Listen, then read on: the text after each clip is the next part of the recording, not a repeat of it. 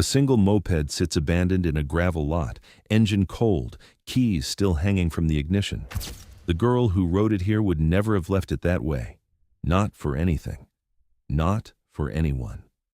5 days later, investigators would stand inside a locked-out building a few kilometers from that same parking lot, staring at something no search team ever wants to find. What they uncovered there wouldn't just end a nationwide manhunt involving more than 1,000 volunteers. It would expose a level of premeditation that made even seasoned detectives uneasy. Because this wasn't a crime of sudden impulse. The evidence pointed to a man who had been watching, waiting for God knows how long. Picture the last ordinary hour of her life. A Sunday evening shift winding down. A text message sent to her father. 3 words, nothing more, just enough to say, "I'm on my way." It was the kind of message thousands of teenagers send their parents every single day without a second thought. But this time, it was the last anyone would hear from her. What happened in the minutes after that text was sent would trigger the largest search operation in the country's modern history. Search dogs, helicopters, strangers driving in from other provinces just to walk fields they'd never seen before. And at the center of it all, a family clinging to a single desperate hope that somewhere out there, their daughter was still walking home. She wasn't. And the truth, when it finally surfaced, was worse than anyone had let themselves imagine. Here's what almost no one searching that first week understood. The answer wasn't out there. Somewhere across the vast farmland and forest they were combing meter by meter. It was close, closer than distance should have allowed, directly across the road from where that moped sat, close enough to see the café from its windows, stood an old barn. Investigators would walk past it, search it, and walk past it again before understanding what it actually held. This is a case that unfolded in Sweden in the summer of 2015. And it involves the abduction and murder of a minor, along with disturbing forensic and crime scene details. This video will cover the investigation itself, how a missing persons case built almost entirely on circumstantial detail, a parked vehicle, a scattering of small belongings, a building hiding in plain sight, turned into one of the most forensically documented convictions in the country's history. If that's the angle you're here for, the investigation broken down piece by piece, rather than just the tragedy retold, this channel is built for exactly that. So go ahead and subscribe now before we get into it.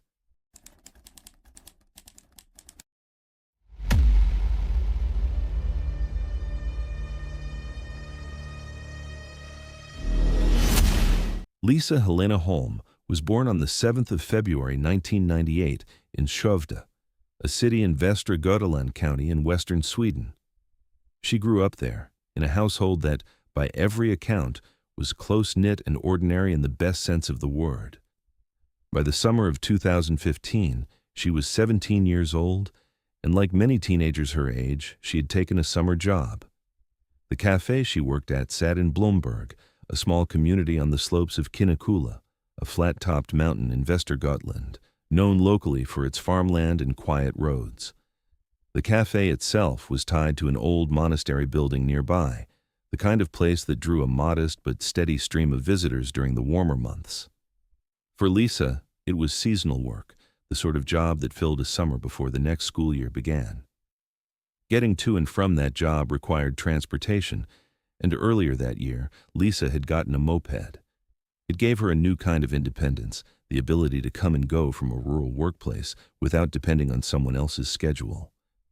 For her father, that independence came with adjustment. In the weeks after she got the moped, he made a habit of following her route, driving the same roads she rode, making sure the path between the café and their home outside Skövde was one he trusted. Over time, that habit eased. Lisa had ridden the route enough times, and it had gone without incident enough times, that her father's caution gave way to confidence. By early June, he had stopped shadowing her rides altogether. She was old enough, capable enough, and had proven it to him on the same stretch of road over and over through a normal working summer. That was the shape of Lisa Holm's life in June of 2015. A teenager from Skövde, working a summer job on Kinnekulla, riding a new moped on a route her father had come to trust. Sunday, The 7th of June, 2015, was drawing to a close. Lisa Holm had finished her shift at the café in Blomberg and was preparing to make the ride home, the same route she had taken all summer. At 18:23, she sent a text message to her father in Shovda. She told him she was on her way, riding her moped, following the road she always took. 3 minutes later, at 18:26, her father tried to call her. The phone rang. No one answered. For a parent expecting a routine check-in, an unanswered call 3 minutes after a text isn't yet alarming. Mopeds are loud, roads are winding, and a missed call is easily explained by a dozen ordinary things. But as the minutes stretched past that call, with no return ring and no follow-up message, ordinary explanations started to run out. Lisa's father got in his car. He drove out along her route in the direction of Blomberg, expecting to pass her somewhere on the road, expecting the sight of her moped and a simple explanation for the silence. He didn't pass her. He kept driving until he reached the café itself. That's where he found her moped. It was parked at the café, keys still in the ignition. There was no sign of Lisa. He and the café's owner searched the immediate area together, checking the building, the grounds around it, anywhere she might plausibly be. They found nothing. At this point, one theory offered a way out of the growing unease, that Lisa hadn't taken the moped at all, that something had gone wrong with it, and she'd caught a bus home instead, leaving the moped behind to deal with later. It was checked. It didn't hold up. There was no record of her boarding a bus that evening, and nothing to suggest she'd changed her plans. With the bus theory eliminated, the working explanation shifted from mechanical trouble or a change of plans to something far more serious. A 17-year-old girl, last heard from at 18:23, her moped abandoned with the keys still in it, no answer to a call 3 minutes later, and now no trace of her at all. The timeline pointed toward abduction. At 21:47, the call was made to the police. Lisa Holm was reported missing. From the 18:23 text to the 21:47 call, just over 3 hours had passed.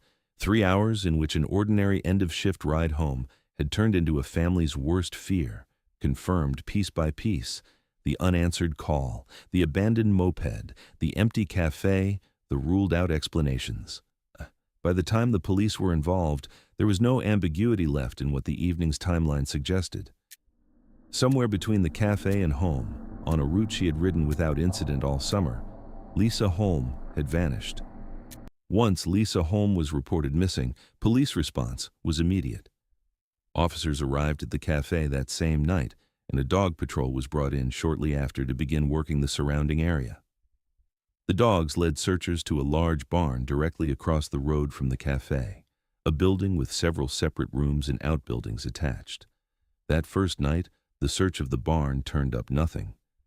Door-to-door canvassing began alongside it, officers moving house to house through Blomberg and the surrounding properties, asking neighbors what they'd seen when they'd last been on the road, whether anything out of place had caught their attention that Sunday evening.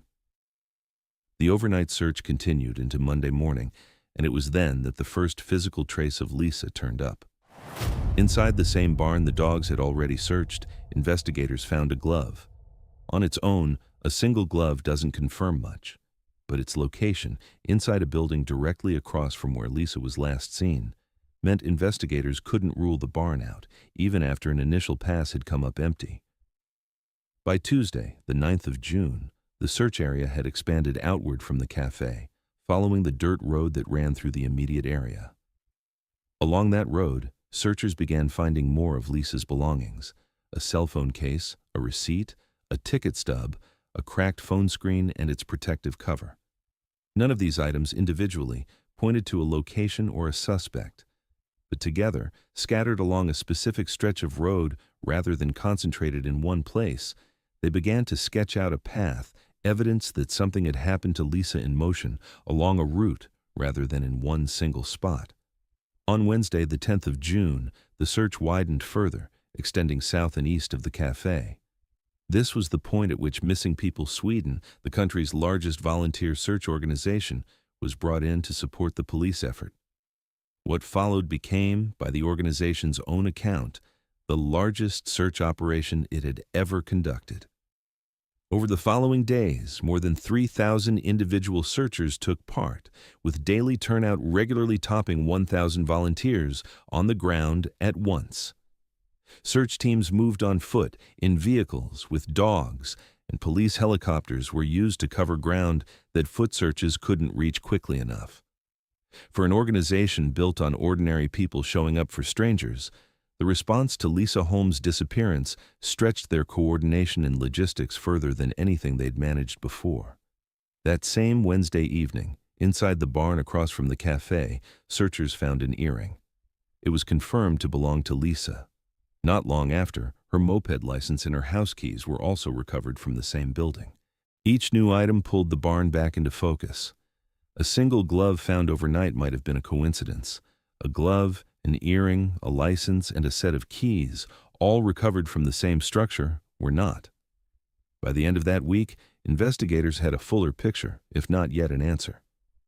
Lisa's path from the cafe had left a trail of small, ordinary possessions scattered along a rural road and a barn across from her workplace that kept producing evidence tied directly to her. What had begun as a missing persons report had become, within days, one of the largest search efforts in Swedish history. 2 days before Lisa vanished on the Friday evening, a woman was out jogging on the road between Källby and Blomberg. Near a small utility station along that stretch, a man stopped her. He said he needed directions and asked her to help him find the way to Medelplana, a nearby area. She tried to help using the map on her phone, but instead of accepting that, the man asked her to get into his car so she could point out the way on a map inside the vehicle instead. Something about it didn't sit right with her. She felt a wave of unease, and rather than get in, she ran. She would later identify that man as Nerijus Bilavicius, the same man who would eventually stand trial for Lisa's murder.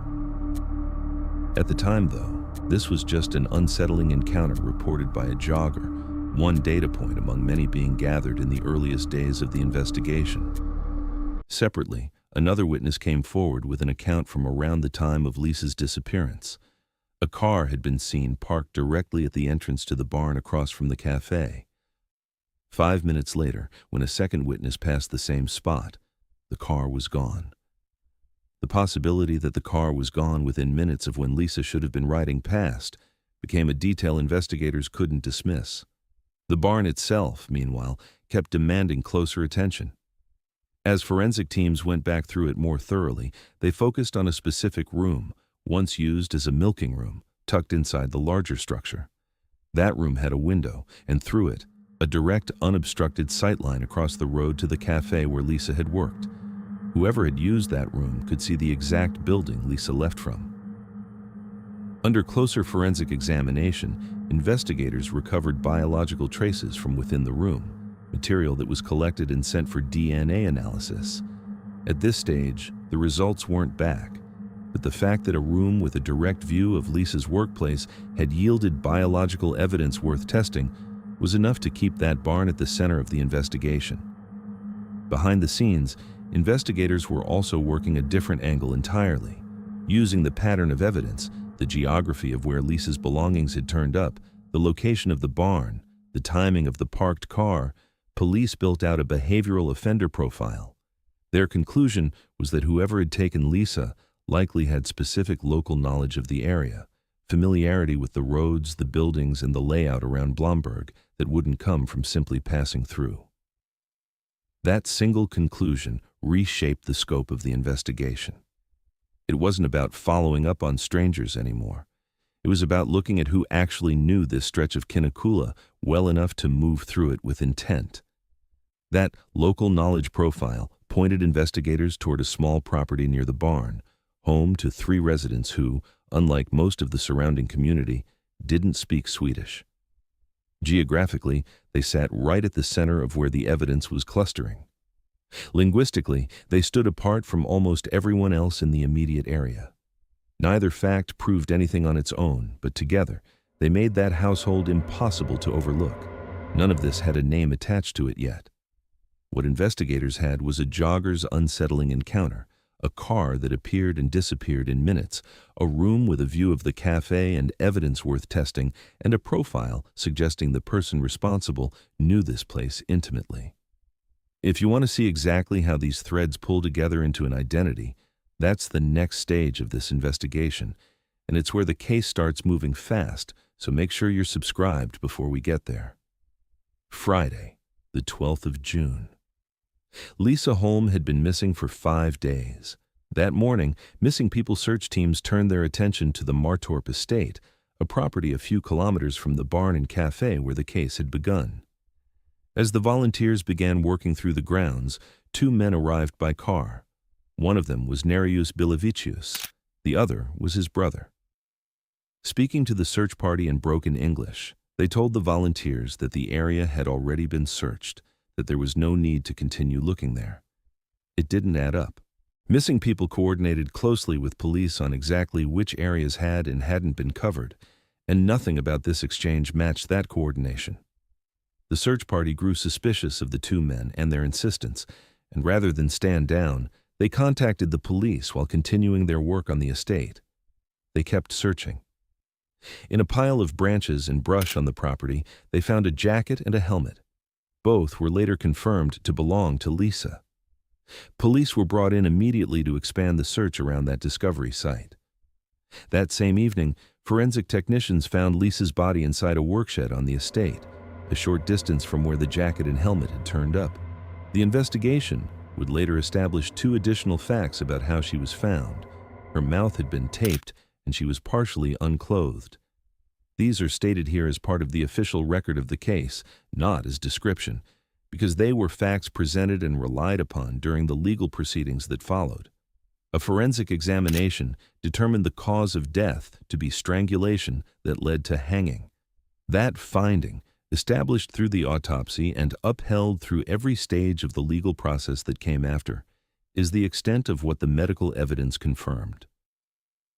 5 days after Lisa Holm sent a text to her father saying she was on her way home, the search for her ended less than a mile from where it began, on a property whose owners had tried, on the very day she was found, to keep searchers from looking any further. With Lisa's body found and a cause of death established, the investigation moved from search operation to case building. The man at the center of it was Nerijus Bilevicius, 35 years old, a Lithuanian national who lived at the Martorp estate along with his wife. In the days following the discovery, all 3 residents of the household were arrested and questioned: Bilevicius, his wife, and his brother. His wife and brother were released not long after. Bilevicius remained the focus. The technical evidence against him accumulated methodically. His DNA was found on the rope used at the scene. It was also found on 10 separate items of Lisa's clothing, both on the outside of the garments and on the inside, against her skin. His blood was identified on her jacket. Among the physical evidence recovered, 2 short blue cords stood out as some of the most specific links in the entire case. One of the cords carried mixed DNA, both Lisa's and Bilevicius's, present together on the same short length of material. The other cord carried only Lisa's DNA. Investigators treated these 2 cords as central exhibits, physical objects that placed both of them at the same point of contact, at the same time, in a way that was difficult to explain by coincidence or casual proximity.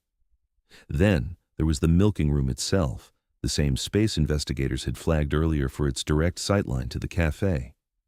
Once the biological material recovered there was fully processed, it was tied specifically to Bilevicius, evidence of sexual activity that had occurred in that room. Combined with the DNA on the rope, the cords, and the clothing, the milking room stopped being a room with a convenient view and became a documented part of the crime itself. Faced with this evidence, Bilevicius offered an alibi for the evening Lisa disappeared. He said he had spent that time at home, playing an online game. Investigators checked. When prosecutors examined the computer in question, they found no record of internet activity on it during that window. The alibi didn't hold. A second account placed him on a call to his mother around the same period. Investigators weighed this claim against the broader timeline of the evening and found it didn't resolve the gap in his whereabouts during the hours that mattered, the same hours the court would later identify as the window in which Lisa was attacked and killed. The third alibi thread came later, during the appeal process. Bilovich's wife, who had declined to testify at all during the original trial, appeared by video link at the appeal hearing and stated that he had been home with her at the time. Investigators compared this account against her own earlier statements to police, made in the immediate aftermath of Lisa's disappearance, and found that the two versions didn't match.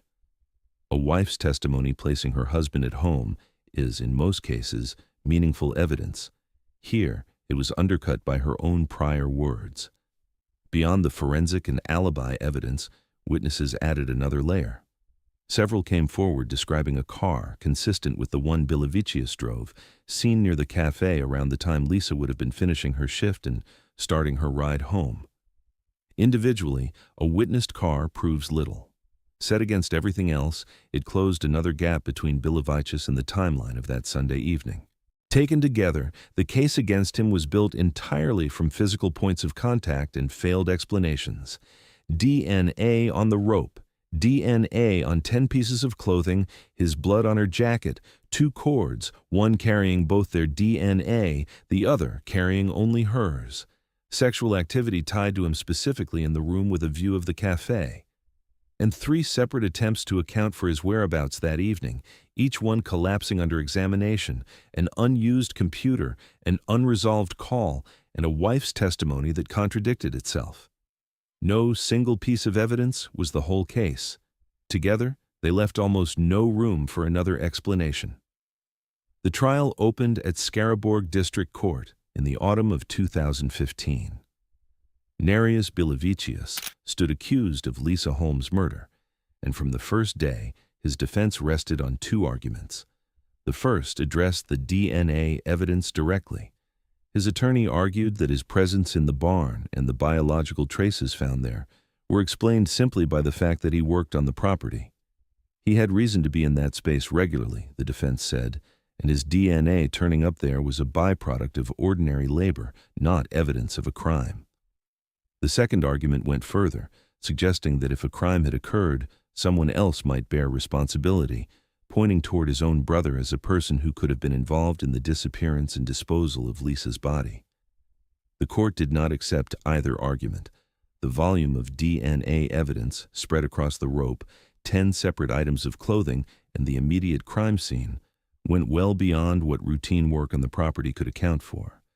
And the framing theory involving his brother found no support in the evidence presented.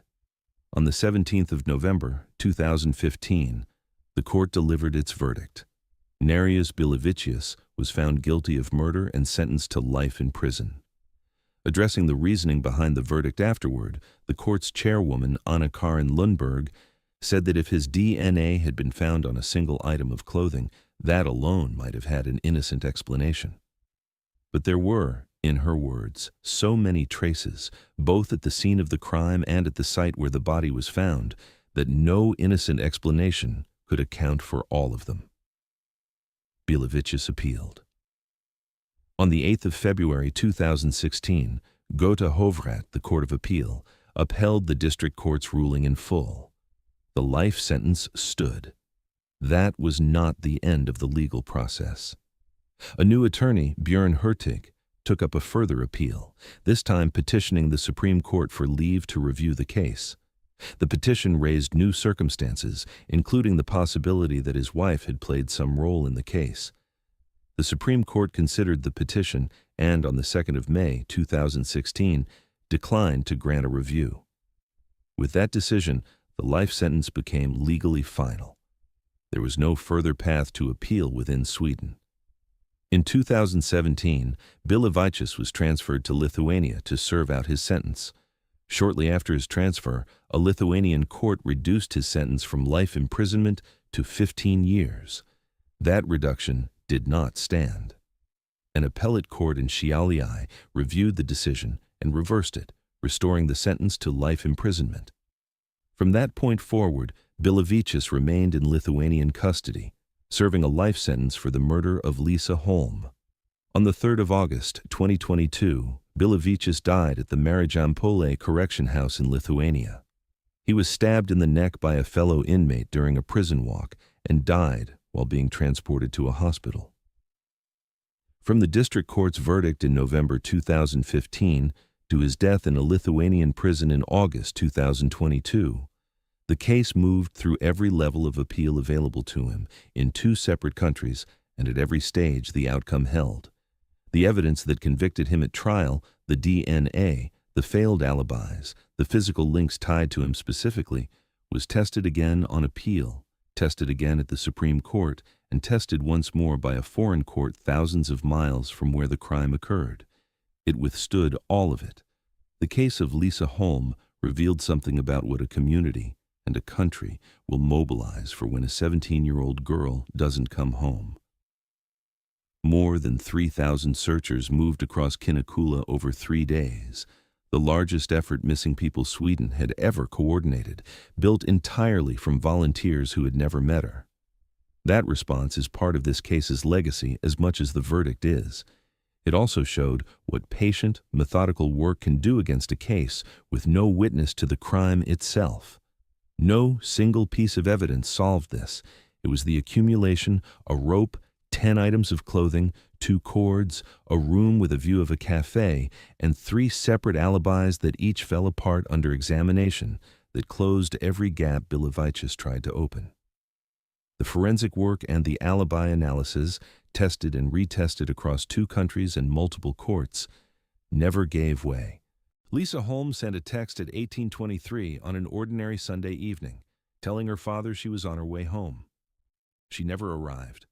Her moped was found at the café, keys still in the ignition, engine cooling in the evening air, waiting for a rider who wasn't coming back. That image, an abandoned moped outside an empty café, is where this case started, and it's the image that outlasts everything that came after it. If cases like this, built on evidence rather than speculation, are what you come here for, subscribe, and tell me in the comments where you're watching from and which piece of evidence in this case you think mattered most.